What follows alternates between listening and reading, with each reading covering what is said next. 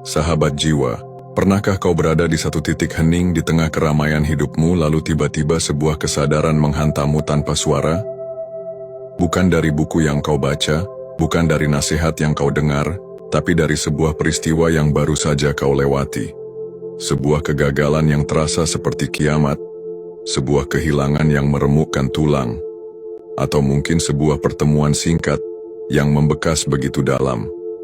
Itu adalah tamparan tanpa tangan, sebuah bisikan tanpa suara. Itulah saat hidup sedang mengajarimu. Bukan dengan aksara, bukan dengan wejangan, tapi dengan pengalaman murni, dengan bahasa semesta yang paling purba. Saat hidup mengajarkan tanpa kata, kita terbiasa mencari ilmu dari luar. Dari guru, dari buku, dari seminar-seminar megah. Kita lupa bahwa guru terbesar sesungguhnya sudah ada bersama kita setiap saat. Ia adalah kehidupan itu sendiri. Pelajarannya tidak tersusun dalam kurikulum, namun terukir dalam setiap jejak langkah, setiap tarikan napas, dan setiap detak jantungmu. Pelajaran ini seringkali datang dalam bentuk yang tidak kita sukai, pola yang berulang. Pernahkah kau bertanya, mengapa selalu bertemu dengan orang yang salah dengan cara yang sama? Mengapa selalu terjebak dalam masalah keuangan yang polanya itu-itu saja? Ini bukanlah takdir yang kejam, sahabat jiwa. Psikolog legendaris Carl Jung mengingatkan kita bahwa apa yang tidak kita sadari dalam diri akan kita temui di luar sebagai takdir. Pola-pola itu adalah cara alam bawah sadarmu, cara jiwamu berteriak meminta perhatian. Ia sedang menunjukkan ada luka, ada keyakinan keliru, ada bagian dari dirimu yang belum kau kenali dan kau sembuhkan. Disinilah pelajaran pertama dimulai. Observasi, mengamati tanpa menghakimi. Melihat pola-pola itu bukan sebagai kutukan, tapi sebagai peta yang menunjukkan di mana harta karun pemahaman diri terkubur. Pelajaran hidup juga datang melalui keheningan. Di dunia yang bising ini, kita takut pada sepi. Kita isi setiap ruang kosong dengan musik, tontonan, dan percakapan. Padahal, dalam sunyi itulah suara kebijaksanaan terdengar paling jernih. Penyair Sufi Jalaluddin Rumi berkata, biarkan keheningan membawamu ke inti kehidupan. Dalam keheningan, kau bisa mendengar apa yang sesungguhnya kau butuhkan, bukan apa yang kau inginkan. Di sanalah kata-kata lahir dari keheningan, di mana rahasia semesta terungkap. Bahkan, ilmuwan sekaliber Albert Einstein pun mengakui kekuatan ini. Ia tidak hanya berbicara tentang angka dan rumus. Einstein mengatakan bahwa satu-satunya sumber pengetahuan adalah pengalaman. Baginya, hal terindah yang bisa kita alami adalah yang misterius. Pengalaman misterius inilah yang menjadi sumber dari semua seni dan ilmu pengetahuan sejati. Saat kau merenungkan sebuah kegagalan, saat kau merasakan sakitnya kehilangan, kau sedang berada di epicentrum pengalaman misterius itu. Kau sedang berada di universitas kehidupan. Maka, lihat kembali perjalananmu, sahabat jiwa. Pekerjaan yang hilang itu, apa yang sesungguhnya ia ajarkan padamu tentang kekuatan dan ketahanan dirimu? Hati yang patah itu, pelajaran apa yang ia bisikkan tentang cara mencintai dirimu sendiri terlebih dahulu? Kesendirian yang kau takuti itu, bukankah ia sedang memaksamu untuk menjadi sahabat terbaik bagi dirimu sendiri? Ini adalah refleksi yang menuntut keberanian. Keberanian untuk berhenti menyalahkan keadaan dan mulai bertanya, pelajaran apa yang sedang coba disampaikan kehidupan kepadaku melalui peristiwa ini? Pertanyaan-pertanyaan ini, sahabat jiwa, bukanlah untuk membuka luka lama, bukan untuk membuatmu kembali terpuruk dalam kesedihan. Justru sebaliknya, ini adalah undangan untuk melakukan sebuah proses alkimia spiritual, mengubah timah penderitaan menjadi emas kebijaksanaan. Namun seringkali kita menolak, kita melawan.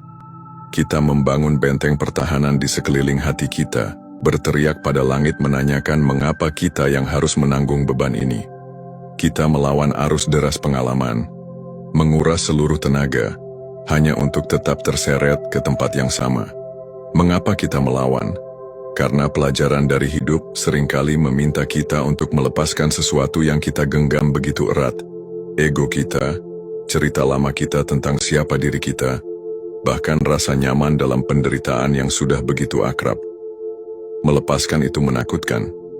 Filsuf Stoik, yang juga seorang kaisar Romawi, Marcus Aurelius, dalam meditasinya pernah menulis bahwa jiwa kita diwarnai oleh kualitas pikiran kita. Artinya, bukan peristiwa itu sendiri yang menghancurkanmu, tetapi penilaian dan reaksimu terhadap peristiwa itulah yang memegang kuasa sesungguhnya. Banjir bandang bisa menjadi bencana yang menenggelamkan bagi satu orang, namun bagi tanah yang telah lama retak karena kekeringan, ia adalah anugerah kehidupan. Perspektifmu adalah kuas yang mewarnai kanvas pengalamanmu.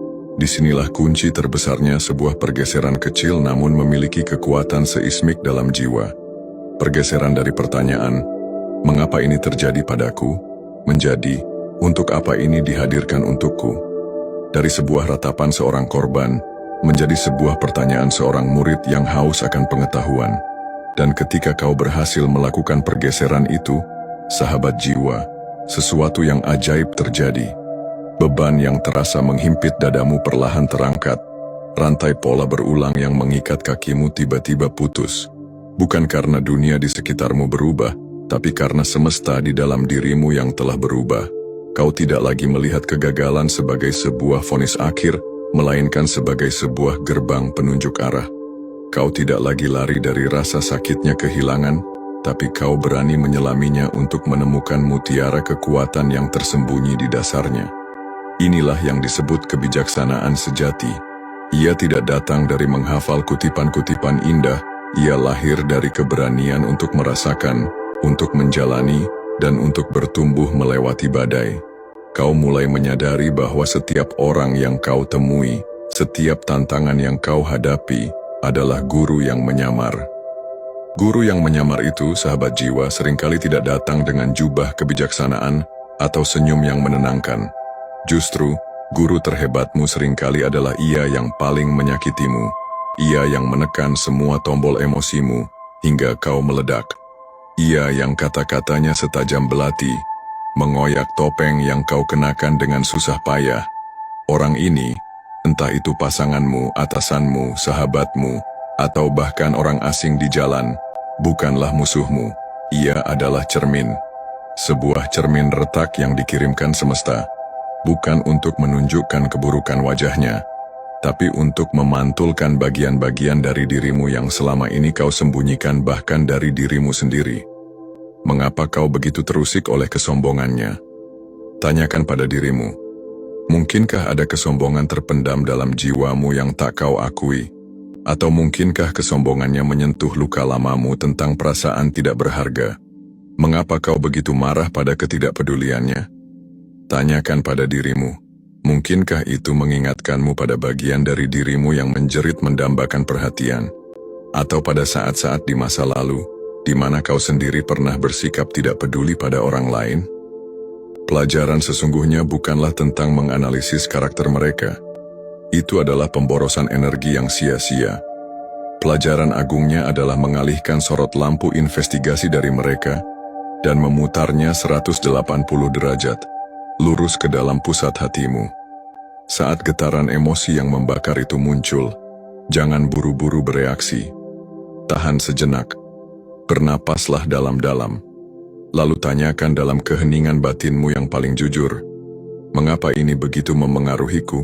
Bagian mana dari diriku yang sedang berteriak? Luka mana yang kembali terbuka oleh sentuhannya?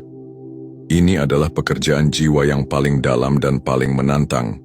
Memunguti kembali serpihan-serpihan dirimu yang tercecer, yang selama ini kau sangka adalah kesalahan orang lain. Psikolog Carl Jung menyebut proses ini sebagai integrasi bayangan, the shadow. Merangkul aspek-aspek dalam diri kita yang kita tolak, kita sangkal, dan kita proyeksikan kepada orang lain. Bukan untuk membiarkannya liar, tapi untuk memahaminya, menjinakkannya, dan pada akhirnya mengubah energinya menjadi kekuatan dan keutuhan.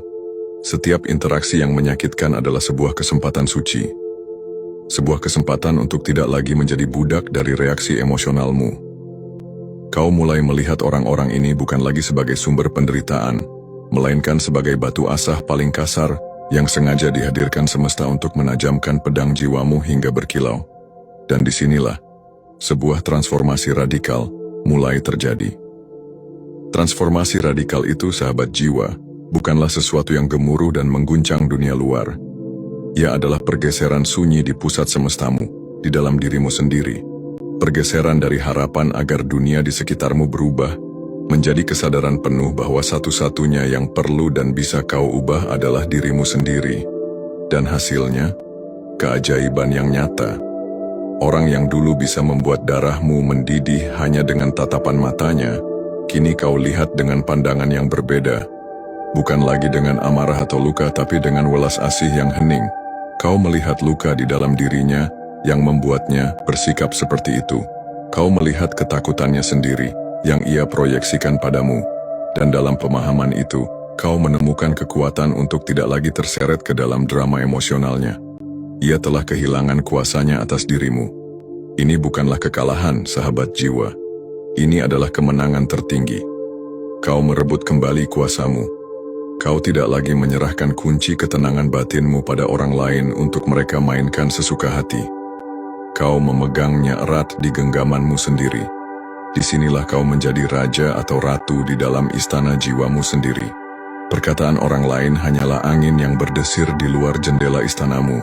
Kau bisa memilih untuk mendengarkannya atau membiarkannya berlalu. Peristiwa di luar sana adalah para utusan yang datang dan pergi, membawa kabar dan pesan, namun keputusan akhir tentang bagaimana meresponsnya tetap berada di tanganmu, sang penguasa. Inilah kemerdekaan sejati.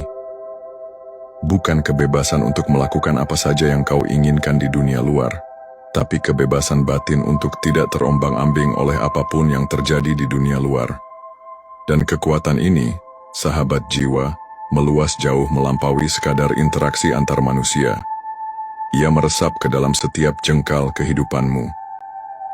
Kegagalan sebuah proyek bukan lagi vonis bahwa kau tidak mampu, tapi ia menjadi data paling berharga tentang apa yang perlu diperbaiki. Kritik yang tajam tidak lagi terasa sebagai serangan pribadi, tapi menjadi umpan balik gratis untuk pertumbuhanmu. Sebuah penundaan atau halangan tidak lagi kau lihat sebagai nasib buruk, tapi sebagai jeda yang dihadirkan semesta, agar kau bisa meninjau kembali arahmu dan menyempurnakan langkahmu. Kau berhenti melawan arus sungai kehidupan. Kau belajar menari bersamanya. Kau mulai memahami bahwa setiap riak, setiap batu, dan setiap kelokan di sungai itu ada di sana bukan untuk menghalangimu, melainkan untuk membentukmu menjadi navigator ulung bagi kapal jiwamu sendiri. Kau berhenti melihat hidup sebagai serangkaian masalah yang harus diselesaikan, dan mulai melihatnya sebagai rangkaian pelajaran yang harus dipahami. Dengan pergeseran ini, beban berat di pundakmu terangkat. Karena sebuah pelajaran setelah ia dipahami tidak akan diulang lagi. Dan saat itu terjadi, sahabat jiwa, kau akan merasakan sebuah kelegaan yang begitu dalam, begitu sunyi, begitu membebaskan. Pola yang telah menghantuimu selama bertahun-tahun, yang kau kira adalah takdir atau kutukan, tiba-tiba lenyap begitu saja. Bukan karena kau melawannya hingga ia hancur, tetapi karena kau akhirnya membungkuk, mendengarkan, dan memahami pesannya. Alarm yang bising itu berhenti berbunyi bukan karena ia rusak, tetapi karena apinya telah kau padamkan dari sumbernya di dalam dirimu. Kau telah lulus dari kelas itu. Namun jangan salah, ini bukan berarti kehidupan berhenti menjadi guru.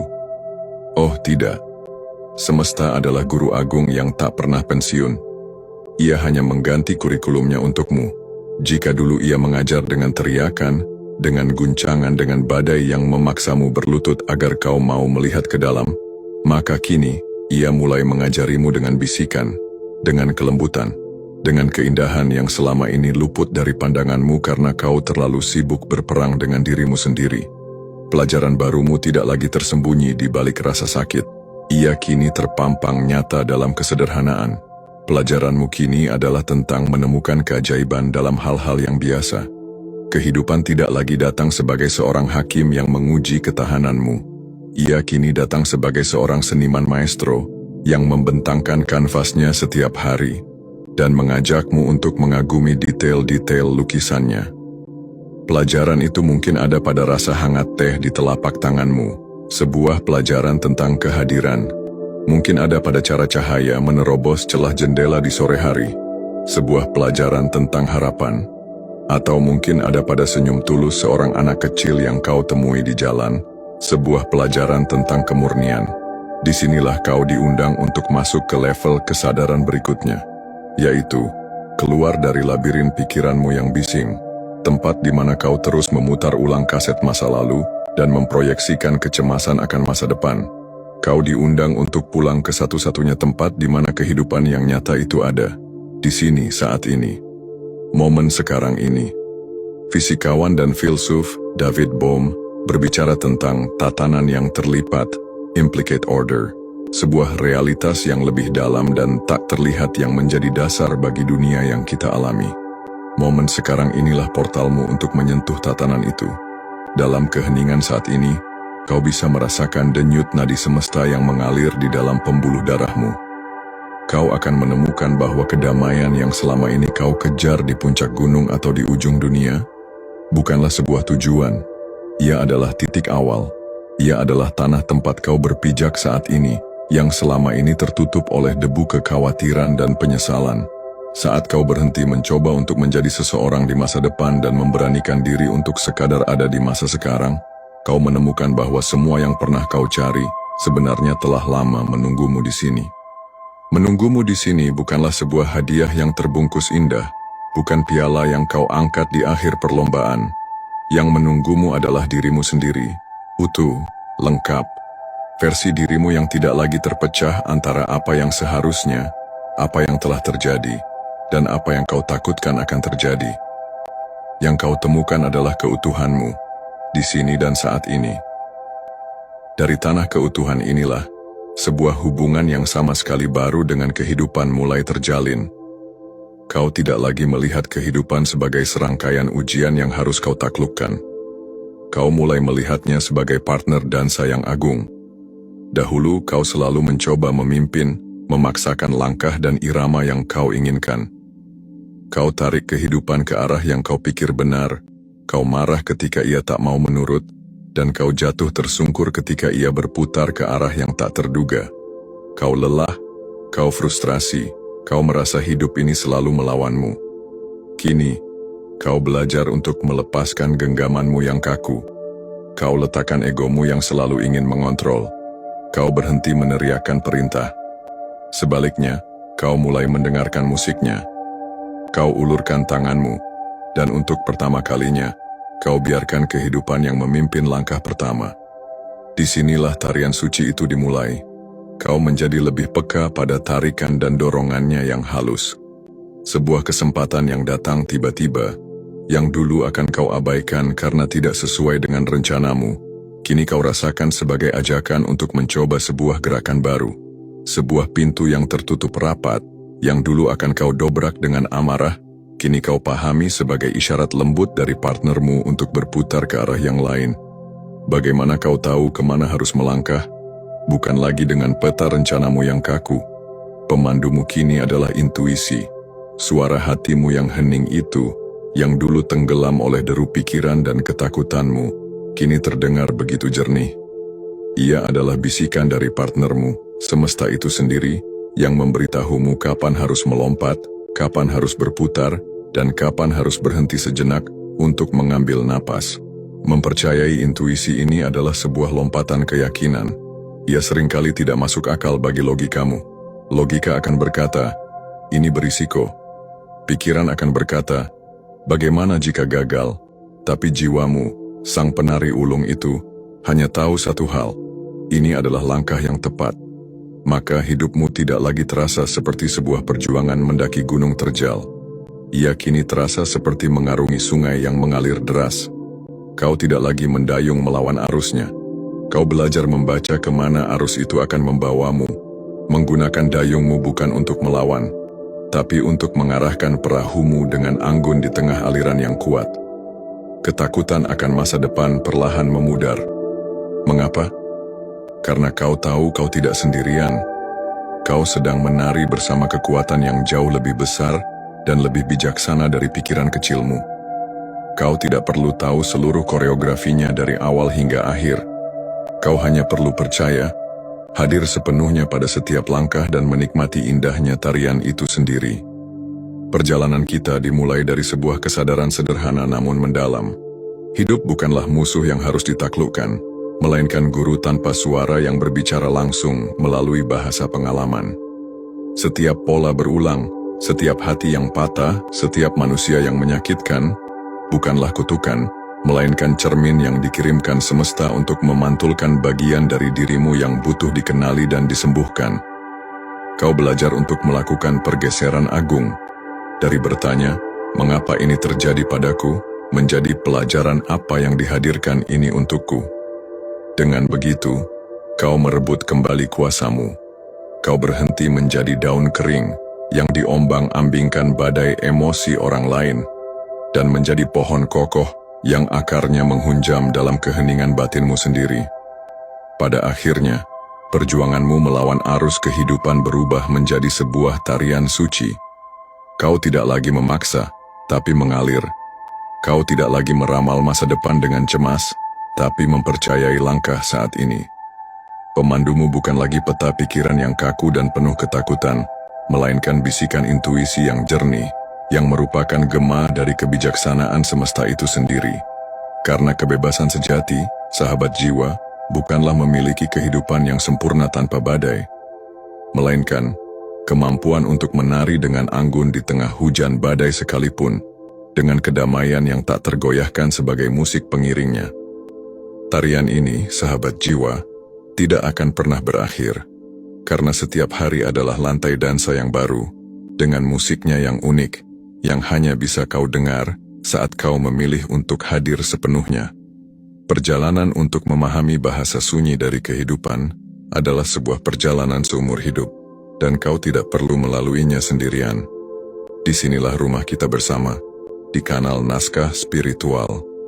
Jika naskah ini beresonansi dengan jiwamu, jika ia menyentuh sebuah senar kebenaran di dalam dirimu, maka jadikanlah tempat ini sebagai teman seperjalananmu. Tekan tombol subscribe dan nyalakan loncengnya, agar kau selalu menjadi yang pertama saat kita membuka lembaran naskah berikutnya. Bagikan cahaya ini kepada sahabat jiwa lain yang mungkin sedang membutuhkan pengingat bahwa mereka tidak sedang dihukum, melainkan sedang diajar. Dan yang terpenting, tinggalkan jejakmu. Ceritakan di kolom komentar, pelajaran apa yang sedang diajarkan kehidupan kepadamu tanpa kata saat ini. Kisahmu adalah kekuatan, baik bagi dirimu sendiri maupun bagi setiap jiwa yang membacanya. Sampai bertemu di naskah berikutnya, di mana kita akan kembali menyelami kebijaksanaan semesta bersama-sama.